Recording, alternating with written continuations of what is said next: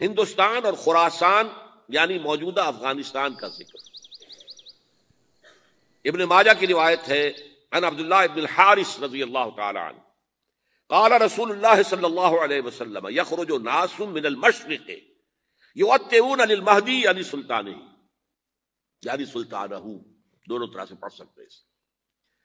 حضرت عبداللہ ابن حارث فرماتے ہیں رضی اللہ تعالی عنہ کہ حضور نے ارشاد فرمایا مشرق کی طرف سے وہ فوجیں نکلیں گی، لوگ آئیں گے جو عرب میں مہدی کی حکومت قائم کریں گے۔ یہ مہدی کون ہوں گے اس کا ذکر میں ذرا بعد میں کروں گا، لیکن نوٹ کر لیجئے کہ مہدی سے پہلے لازماً کسی مشرقی علاقے کے اندر وہ نظام قائم ہو چکے گا، تب وہاں سے فوجیں آئیں گی نا۔ یہ مشرق کون سا ہے؟ عرب کے مشرق میں آپ چلیے، ایران بھی آ جائے گا، افغانستان بھی ہے، پاکستان بھی ہے، اور اگر اسے اور توسیع دیں تو ہندوستان بھی ہے۔ یہ ہے عرب کا مشرق، اس سے فوجیں جائیں گی۔ اس کا کیا مطلب ہے کہ اس میں سے کسی جگہ پر نظام خلافت پہلے قائم ہو جائے گا تاکہ وہاں سے فوجیں جائیں گی جو جزیرہ نما عرب میں حضرت مہدی کی حکومت کو قائم کریں گی۔ اب دوسری حدیث سنیے، یہ سنن ابن ماجہ کی حدیث تھی جو میں نے آپ کو سنائی، آپ نے پڑھی۔ دوسری عن ابی ہریرہ رضی اللہ تعالی عنہ، یہ ترمذی شریف کی روایت ہے، قال قال رسول اللہ صلی اللہ علیہ وسلم یخرج من خراسان رایات سود لا يردها شیء حتی تنصب بایلیا۔ خراسان کے علاقے سے سیاہ جھنڈے لے کر فوجیں آئیں گی، ان کا رخ کوئی موڑ نہیں سکے گا، ان کو پیچھے پھیر نہیں سکیں گے کوئی بھی، یہاں تک کہ وہ یروشلم میں جا کر جھنڈے نصب کر دیں گے۔ ایلیا حضور کے زمانے میں یروشلم کو کہتے تھے۔ یہ یروشلم تھا جب حضرت سلیمان کی حکومت تھی اور یہاں پر معبد سلیمانی، ہیکل سلیمانی قائم ہوا، پھر یہ یروشلم ہی رہا ہے تاریخ میں، یہاں تک کہ سن 70 عیسوی میں جب ٹائٹس رومی جنرل نے اس کو گرایا، ختم کیا، سیکنڈ ٹیمپل گرا دیا اور یہاں سے یہودیوں کو کہا نکل جاؤ، یہاں سے کوئی یہودی باقی نہیں رہا، بالکل تہو بالا برباد کر دیا۔ اس کے کوئی 150 سال بعد ہیڈریان، رومن ایمپرر ہیڈریان، اس نے پھر دوبارہ آباد کیا اس شہر کو۔ 150 سال تک یہ بالکل بنجر اور بالکل غیر آباد پڑا تھا۔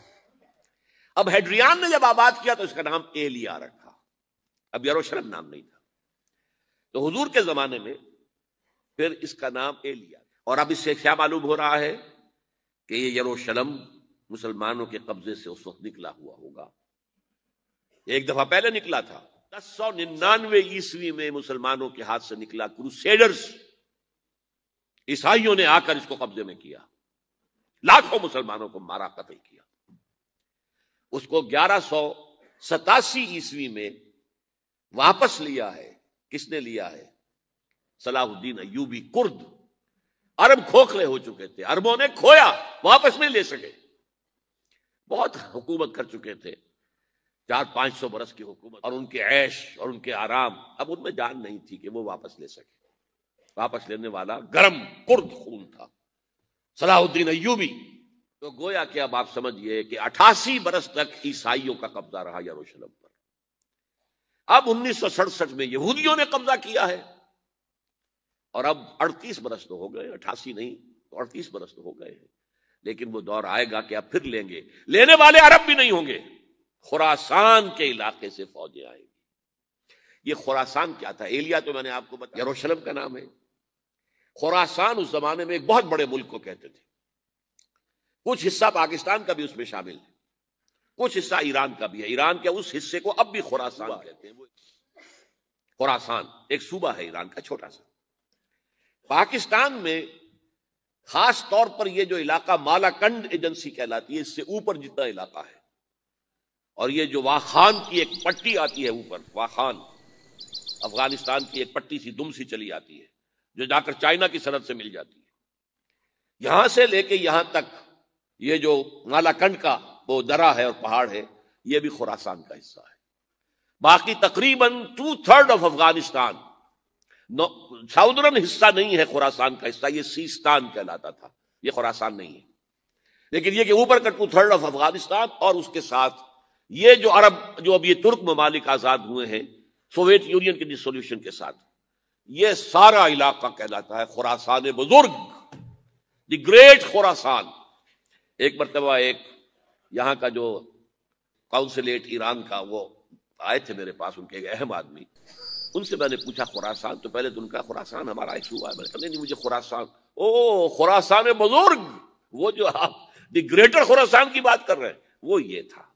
پھر میں نے اور ذریعوں سے بھی تحقیق کی، پہلے خیال تھا کہ پورا افغانستان اس میں شامل ہے، لیکن اب معلوم ہوا کہ نہیں، یہ جو جنوبی حصہ ہے یہ سیستان کہلاتا تھا، کچھ بلوچستان کا حصہ اس میں شامل تھا اور کچھ یہ جنوبی حصہ افغانستان۔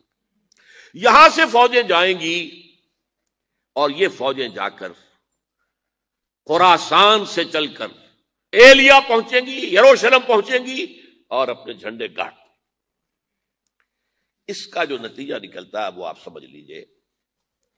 اس میں بھی اب میں اس سیر ترجمان القرآن اقبال کا ایک شعر آپ کو سنا رہا ہوں۔ ایک تو انہوں نے جو اردو میں کہا تھا، میر عرب کو آئی ٹھنڈی ہوا جہاں سے، میرا وطن وہی ہے، میرا وطن وہی ہے۔ ٹھنڈی ہوا حضور کو آئی، مجھے ہندوستان کی طرف سے ٹھنڈی ہوا آ رہی ہے صلی اللہ علیہ وسلم۔ اس کا جو ہے حوالہ مجھے نہیں مل سکا ہے اب تک، لیکن لوگ مانتے ہیں کہ ہاں ہے، حدیث ہے، پڑھی ہے ہم نے، لیکن بتا نہیں پا رہے کوئی۔ اور ظاہر بات ہے کہ حدیث کا ذخیرہ اتنا وسیع ہے کہ اس میں سے تلاش کرنا آسان کام نہیں ہے، اور اقبال کو کافی علم تھا ان چیزوں کا، تو اس کو بغیر کسی بنیاد کے نہیں کہہ سکتا۔ میر عرب کو آئی ٹھنڈی ہوا جہاں سے، میرا وطن وہی ہے، میرا وطن وہی ہے۔ لیکن اس سے بھی زیادہ جو بات ہے وہ علامہ اقبال کا ایک شعر ہے جس کے پہلے مصرعے میں تو حضرت مہدی کا ذکر ہے، وہ میں بعد میں اس کا ذکر کروں گا جب ان کا وقت آئے گا۔ خضر وقت از خلوت دشت حجاز آید برون، خضر وقت، وقت کا خضر، میرے نزدیک وقت کا مجدد حضرت مہدی، وہ خلوت حجاز سے باہر آئیں گے۔ خضر وقت از خلوت دشت حجاز آید برون، کارواں زی وادی دور و دراز آید برون، کارواں اس وادی دور و دراز سے چلے گا۔ یہ وادی دور و دراز کون سی ہے؟ وادی سندھ۔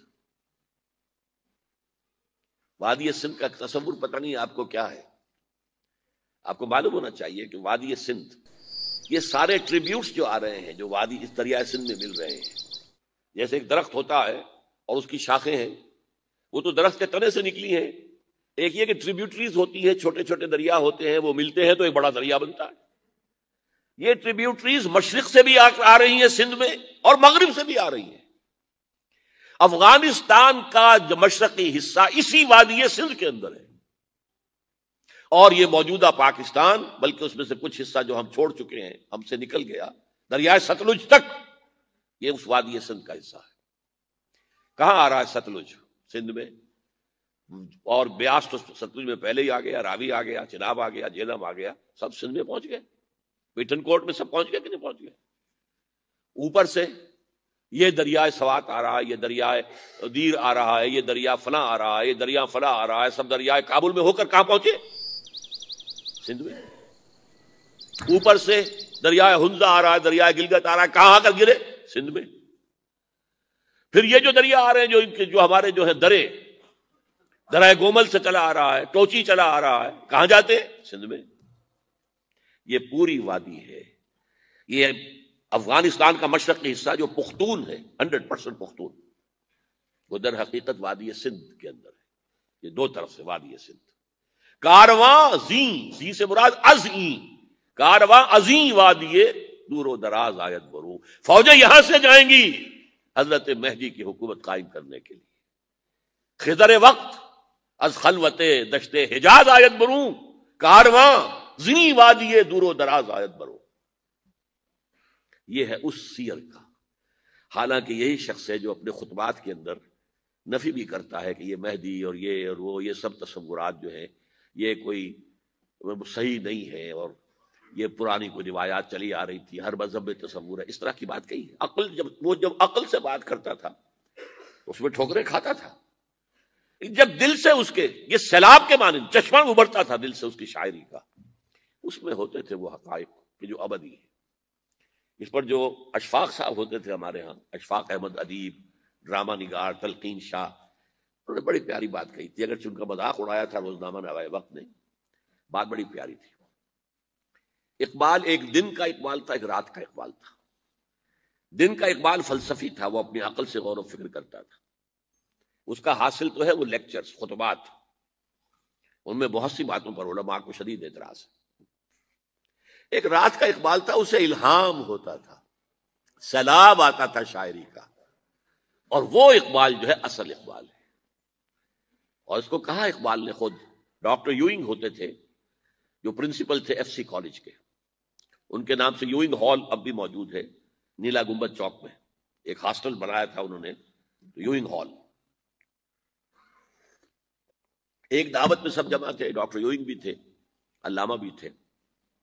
یوئنگ نے بڑا تیکھا وار کیا کہ ڈاکٹر اقبال، ہم نے سنا ہے کہ آپ جیسا آدمی بھی وربل ریولیشن کا قائل ہے۔ کو پہلے مسئلہ سمجھ لیجئے ورنہ واقعہ سمجھ نہیں آیا تھا۔ ایک ہے وربل، وحی باللفظ، قرآن کے بارے میں ہمارا عقیدہ یہ الفاظ اللہ کے ہیں۔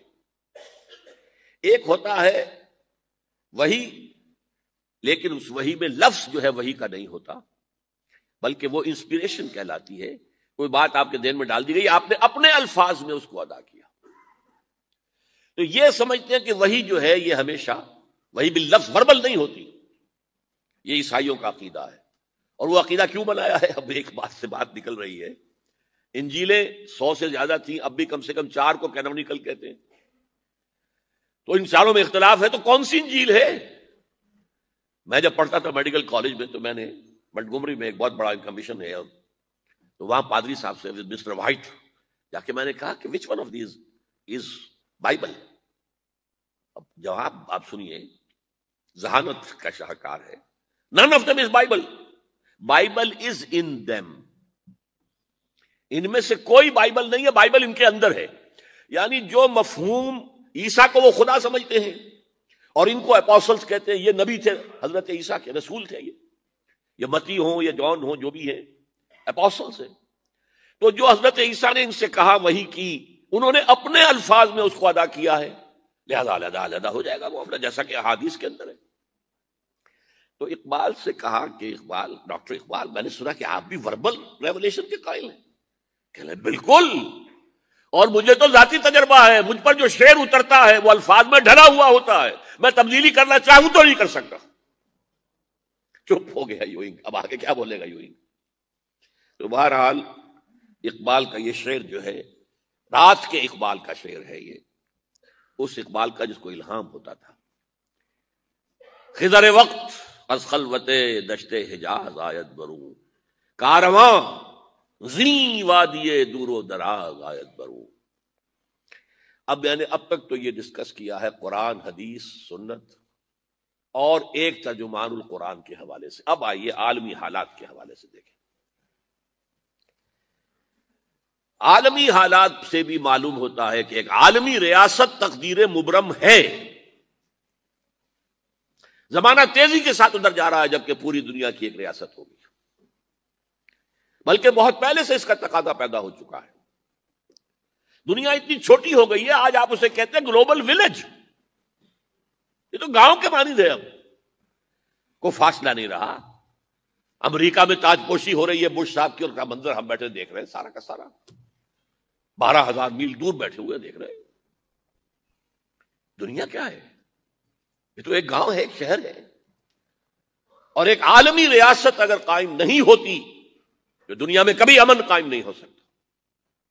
لہذا دنیا میں امن کے لیے ایک عالمی ریاست ضروری ہے، اور اسی کے پہلے قدم کے طور پر وہ لیگ آف نیشنز جو ہے قائم کی گئی تھی۔ کوئی تو ادارہ ایسا ہونا چاہیے جہاں دنیا کے سارے ممالک کے نمائندے بیٹھیں، سوچیں، غور کریں، فیصلے کریں۔ اگرچہ وہ جو بے ایمانیاں دلوں میں تھیں، جو بدنیتیں دلوں میں تھیں، انہوں نے ناکام کر دیا اس کو، لہذا وہ مر گئی، ختم ہو گئی۔ ہاں، جنم دے گئی اسرائیل کو، اس کے بطن سے اسرائیل نے جنم لیا، اسرائیل نے نہیں، بالفور ڈکلریشن نے، کہ یہودیوں کو فلسطین میں آباد ہونے کی اجازت ہے۔ اچھا، جب وہ ختم ہو گئی تو تقاضا موجود تھا، کوئی ادارہ ایسا ہونا چاہیے بھائی بیٹھے سب کے سب وہاں فیصلے کریں، ورنہ تو دو برتن کھڑک جائیں گے تو اس کے بعد وہ عالمی جو ہے ایک کنفرنٹیشن ہو سکتی ہے. تب یہ پھر دوبارہ یونائٹڈ نیشنز آرگنائزیشن بنی، اور اب وہ بھی دم توڑ رہی ہے بیچاری، کئی روز سے دم توڑ رہی ہے، اس لیے کہ عراق وار کے ضمن میں ایک پیسہ بھر بھی وقت نہیں دی بش نے یو این او کی حمایت یا مخالفت کو. کیا رہ گیا اس کا وجود؟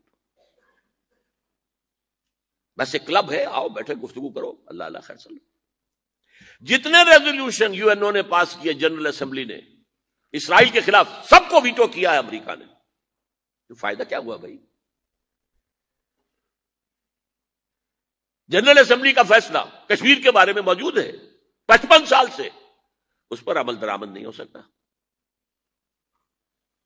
تو وہ در حقیقت جب عدل انسان کے اندر نہ ہو، اللہ پر ایمان اور یقین نہ ہو، آخرت کے محاسبے کا احساس نہ ہو، تو کوئی بھی آپ ادارہ بنا لیں فیل ہو جائے گا.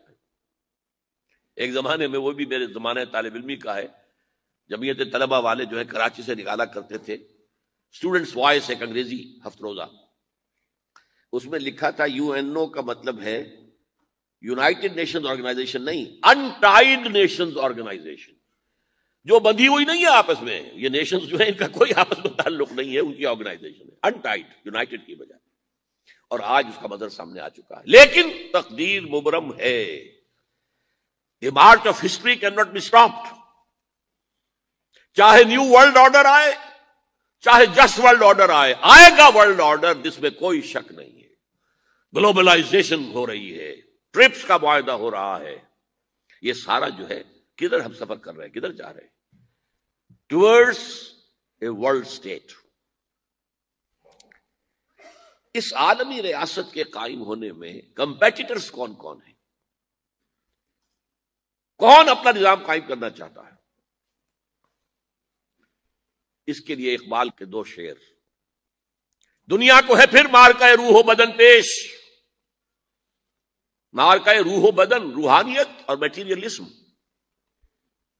دنیا کو ہے پھر مارکہ روح و بدن پیش، تہذیب نے پھر اپنے درندوں کو ابھارا. تہذیب کے درندے، یہ ہے مغربی قوموں کے لیے بہترین لفظ ہے، تہذیب کے درندے. کہتے ہیں سیویلائزیشن سیویلائزیشن سیویلائزیشن، اور جو درندگی وہ کرتے ہیں، کوئی بھیڑیے وہ درندگی نہیں کر سکیں گے جو وہ کرتے ہیں. دنیا کو ہے پھر مارکہ روح و بدن پیش، تہذیب نے پھر اپنے درندوں کو ابھارا. اللہ کو پامر دیے مومن پہ بھروسہ، ابلیس کو یورپ کی مشینوں کا سہارا. This grand confrontation is very soon to come, very soon to come, very soon to come. ایک طرف اللہ ہے اور مرد مومن ہے، دوسری طرف ابلیس ہے اور اس کا سب سے بڑا ایجنٹ یہودی ہے، اور یہودیوں کے سپورٹرز عیسائی ہیں. یہ ہے دو طرفہ، یہ دو فریق ہیں. اور وہ میں آپ کو پہلے سنا چکا ہوں نظم. ابلیس نے کہا تھا مجھے نہ جمہوریت کا کوئی خطرہ ہے، نہ کوئی فاشزم سے خطرہ ہے، نہ کوئی اشتراکیت سے خطرہ ہے اگر کوئی خطر مجھ کو تو اس امت سے ہے جس کی خاکستر میں ہے اب تک شرار آرزو. خال خال اس قوم میں اب تک نظر آتے ہیں، وہ کرتے ہیں اشک سحر گاہی سے جو ظالم وضو. وہی خطرہ ہے جس کا ذکر کیا جب یو ایس ایس آر ختم ہو گئی، جس کے لیے نیٹو بنایا گیا تھا، جس کے لیے سیٹو بنایا گیا تھا، جس کے لیے سینٹو بنایا گیا تھا to contain U S S are.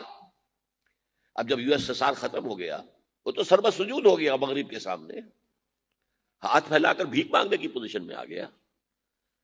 اس وقت اثر نو نیٹو کو آرگنائز کر رہے ہیں، ایکسٹینڈ کر رہے ہیں. تو کسی نے پوچھا چیف آف دی نیٹو سے کہ یہ اب آپ کو کس بات کا دے؟ ہمیں مسلم فنڈامنٹلزم سے خطرہ ہے. وہ جو ابلیس نے کہا وہی اس نے کہا. ہمیں اندیشہ ہے مسلم فنڈامنٹلزم سے، لہذا ہمیں چوکس رہنا ہے اور مضبوط کرنا ہے اور تکڑے ہونا ہے. یہ ہے در حقیقت ہے اگر کوئی خطر مجھ کو تو اس امت سے ہے جس کی خاکستر میں ہے اب تک شرار آرزو. اب دیکھیے، ایک طرف میں نے بتایا ایک یہودی ہیں اور ان کے خواب ہیں.